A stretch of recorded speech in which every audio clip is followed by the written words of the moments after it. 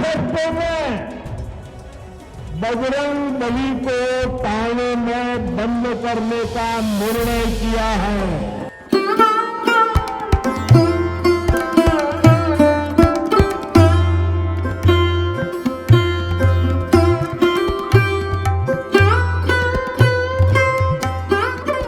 भूत पिशाच निकट नहीं आवे, महावीर जब नाम सुनावे। दोनों हाथ ऊपर करके मेरे साथ बोलिए, बजरंग बली की, बजरंग बली की। नमस्कार, एनएमएफ न्यूज देख रहे हैं आप, आपके साथ मैं हूं नवीन। इसे नियति कहें या फिर कांग्रेस का सेल्फ गोल कि कांग्रेस ने जिस राज्य कर्नाटक में अपने घोषणा पत्र में बजरंग दल को बैन करने की बात कही, उसी कर्नाटक के अंजनाद्रि पर्वत को बजरंग बली यानी हनुमान जी का जन्म स्थान माना जाता है। रामायण में इसका उल्लेख किष्किंधा के नाम से किया गया है। कांग्रेस ने सेल्फ गोल भी अपने गोल पोस्ट में उस वक्त मारा जब सारे सर्वे उसकी जीतने की भविष्यवाणी कर रहे थे। वैसे कांग्रेस ने यहां दो गलतियां की। पहली, पीएफआई से बजरंग दल की तुलना करके, और दूसरी, बजरंग दल पर अपने घोषणा पत्र में प्रतिबंध लगाने का ऐलान करके।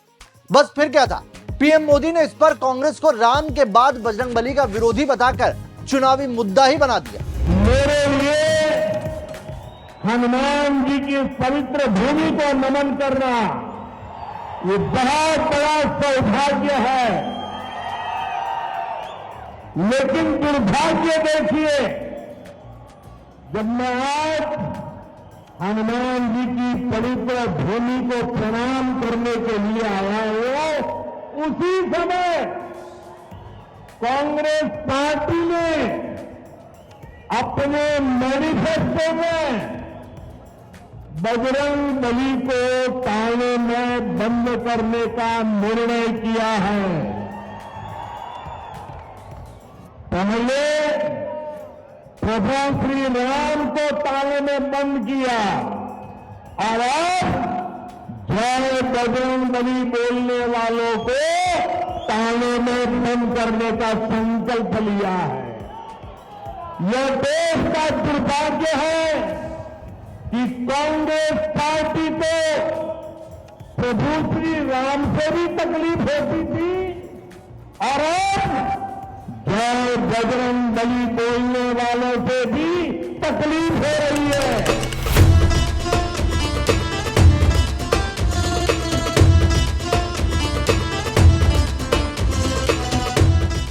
पीएम मोदी ने कर्नाटक के चुनाव प्रचार में उतरते ही चुनाव को कांग्रेस बनाम बजरंग बली बनाकर कर्नाटक का चुनावी एजेंडा सेट कर दिया।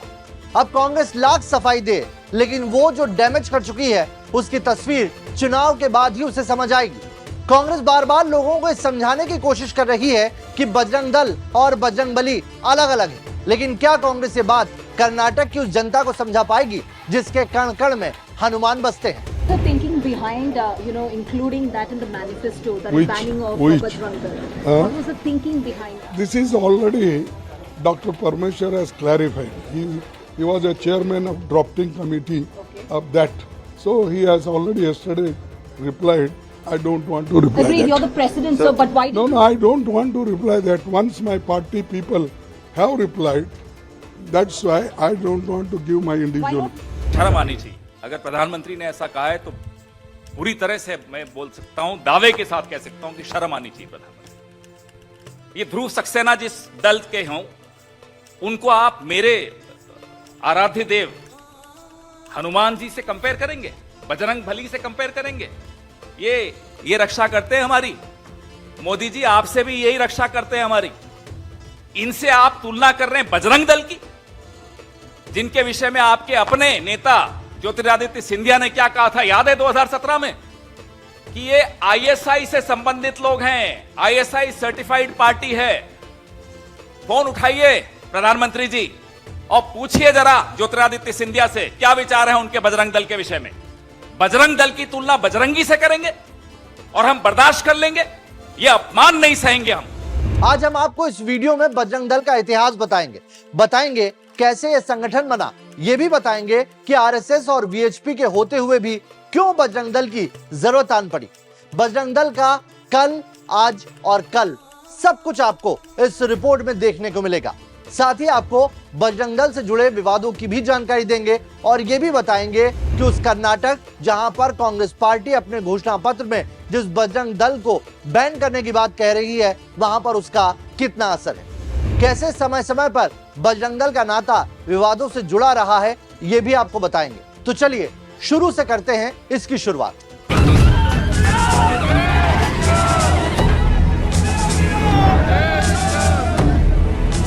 राम भक्तों की टोली जो कहलाई बजरंग दल। साल 1984 देश में राम मंदिर का मुद्दा जोर पकड़ रहा था। आरएसएस और वीएचपी बीजेपी के साथ इस मुद्दे को देश की आवाज बनाना चाहते थे, लेकिन वो तब तक मुमकिन नहीं होता जब तक देश का युवा उससे कनेक्ट नहीं होता। ऐसे में कोई ऐसी आवाज चाहिए थी जो युवाओं को जोड़ सके, जिनका खून गर्म हो, जो अपनी बातें बगैर हिचकिचाए भी बोलें और इस आंदोलन को एक अलग आयाम पर ले जाएं। तब वो आवाज बनी विनय कटियार की। विनय कटियार उस वक्त फायरब्रांड नेता थे। युवाओं पर उनकी खासी पकड़ थी। उनकी बातें युवाओं की भीड़ को आकर्षित करती थी। उन्हें उस उद्देश्य के लिए चुना गया। उन्हीं की अगुवाई में एक नया दल बनाया जाए, ये सोचा गया जो ग्राउंड पर युवाओं की आवाज बने। बजरंग दल विहिप यानी विश्व हिंदू परिषद की युवा विंग है, जिसकी शुरुआत के लिए सही टाइमिंग का इंतजार किया गया और फिर वो वक्त आया 1 अक्टूबर 1984 को। उत्तर प्रदेश में वीएचपी ने पहली धर्म संसद का आयोजन किया ताकि राम मंदिर आंदोलन को हवा दी जा सके। इसके लिए एक भव्य शोभा यात्रा निकालने का भी प्लान बनाया गया, जिसे नाम दिया गया श्री राम जानकी रथ यात्रा। इस यात्रा में पूरे देश से साधु संतों को आमंत्रित किया गया। यात्रा का उद्देश्य अब राम मंदिर के लिए पूरे देश में लहर बनानी थी। जब अयोध्या से यात्रा प्रस्थान कर रही थी तो यूपी की तत्कालीन सरकार ने यात्रा को सुरक्षा देने से मना कर दिया। तब यात्रा में मौजूद साधु संतों ने युवाओं को आगे आने के लिए कहा। संतों ने आह्वान किया कि वे इस रथ यात्रा की जिम्मेदारी संभालें, इसकी सुरक्षा करें। मंच से साधुओं और संतों ने अपील की कि जैसे भगवान राम के लिए बजरंगबली हर वक्त खड़े रहे, वैसे ही आज के युग में राम के लिए युवाओं को आगे आना होगा। आरएसएस विनय कटियार को पहले ही चुन चुकी थी। उन्हें युवाओं का नेतृत्व करने के लिए कहा गया। संतों ने इन युवाओं को, जिन्होंने यात्रा को सुरक्षा दी, उन्हें बजरंगी कहा और इस तरह 8 अक्टूबर 1984 को बजरंग दल की स्थापना हुई और विनय कटियार बजरंग दल के संस्थापक बने। कटियार ने दी बजरंग दल को धार। बजरंग दल की शुरुआत तो राम मंदिर के लिए युवाओं में माहौल बनाने के लिए की गई, लेकिन विनय कटियार ने इसे नई दिशा, नई धार दी। कटियार ने बजरंग दल का सूत्र वाक्य देकर उसका एजेंडा सेट कर दिया था, जो था सेवा, संस्कृति और सुरक्षा, और इसका एजेंडा बनाया गौ, गीता, गंगा और गायत्री यानी कि संस्कृति की रक्षा। बस युवाओं ने इसे हाथों हाथ लिया और देखते ही देखते पूरे देश में बजरंग दल के अखाड़े शुरू हो गए, जहां पर युवाओं को शस्त्र चलाने की ट्रेनिंग दी जाने लगी। पहले इन अखाड़ों की संख्या जहां सिर्फ 200 थी, वही आज पूरे देश में बजरंग दल के 10,000 से ज्यादा अखाड़े। वर्तमान में बजरंग दल के सदस्यों की संख्या की बात करें तो वो 30 लाख के आसपास। विवाद और प्रतिबंध, ये पहला मौका नहीं है जब बजरंग दल का नाम इस तरह से विवादों में आया हो। बजरंग दल की कार्यशैली कई बार विवादों में रही है।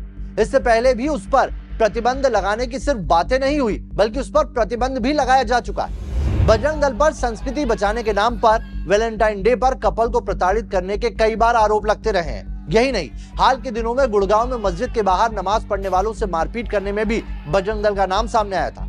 इसके अलावा बजरंग दल कार्यकर्ताओं पर मुस्लिमों और ईसाइयों पर हमले के भी आरोप लगते रहे हैं। 1992 में पीवी नरसिम्हा राव की सरकार के वक्त बाबरी मस्जिद तोड़ने में बजरंग दल का नाम सामने आया। तब इस संगठन पर पूरे देश में प्रतिबंध लगा दिया गया था। ये प्रतिबंध पूरे 1 साल तक चला। उसके बाद आरोप साबित नहीं हो पाने पर बैन हटा लिया गया। कर्नाटक में बजरंग दल का वजूद। कर्नाटक में बजरंगबली मुद्दा बने हुए है, लेकिन बजरंग दल की बात करें तो कर्नाटक में बजरंग दल अक्सर सुर्खियों में रहता है। इसके पीछे वजह यहां दिनों दिन धर्मांतरण होना है। ईसाई मिशनरीज के बढ़ते प्रभाव के चलते इस राज्य में जगह जगह बजरंग दल का विस्तार हुआ। आज पूरे कर्नाटक में 4000 से ज्यादा बजरंग दल के अखाड़े चल रहे हैं। यही नहीं, यहाँ वक्त वक्त पर ईसाई और बजरंग दल कार्यकर्ताओं के बीच टकराव की खबरें भी आती रहती है। कर्नाटक में ईसाई तकरीबन 12 लाख है, जो कि राज्य की कुल आबादी के 2% है। बड़ा वोट बैंक है और इसीलिए कांग्रेस ने दांव चला है। हाल के दिनों में कॉलेज का हिजाब विवाद हो, धर्म परिवर्तन के मामले हो या लव जिहाद की खबरें हो, सब में आपने बजरंग दल का नाम सुना होगा। बजरंग दल ने ये मुद्दे उठाए जो बाद में राष्ट्रीय मुद्दे तक बने।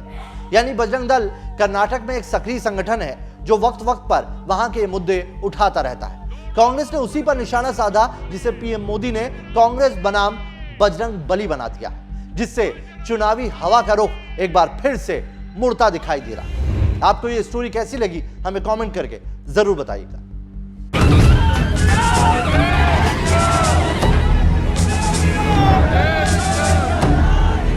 दोनों हाथ ऊपर करके मेरे साथ बोलिए, बजरंग बली की, बजरंग बली की, बजरंग बली की, भारत माता की, भारत माता की, वंदे वंदे वंदे वंदे वंदे वंदे वंदे वंदे वंदे वंदे वंदे वंदे।